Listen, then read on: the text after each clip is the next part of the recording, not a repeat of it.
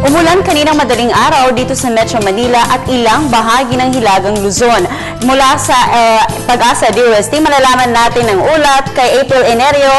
April, bakit kaya umulan kaninang madaling araw?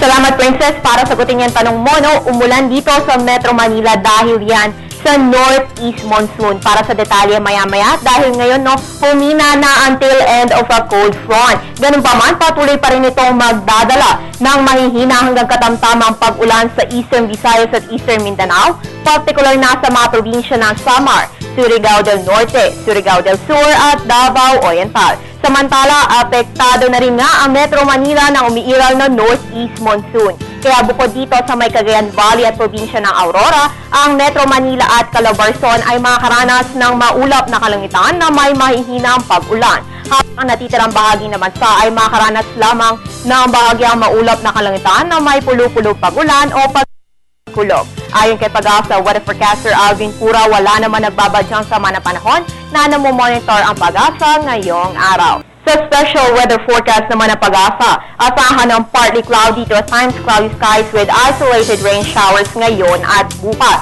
Sa extended weather outlook sa mga nabanggit na probinsya, magiging madalas na maulap ang kalangitan na may kalat-kalat na mahihina hanggang katamtamang pag-ulan sa darating na Miyerkules at Huwebes. Samantala, magiging maalon pa rin hanggang sa napakaalon ng kondisyon ng ilan sa ating mga karagatan. Dahil dito nakataas pa rin ang gale warning Eastern Seaboards ng Northern Luzon at Eastern Seaboards ng Central Luzon. Sa mga baybayin po yan na Batanes, Calayan, Babuyan at Cagayan, Northern Coast ng Ilocos Norte, Isabela at Aurora. Nasa ilalim rin ng gale warning ang Eastern Seaboards ng Southern Luzon at Visayas.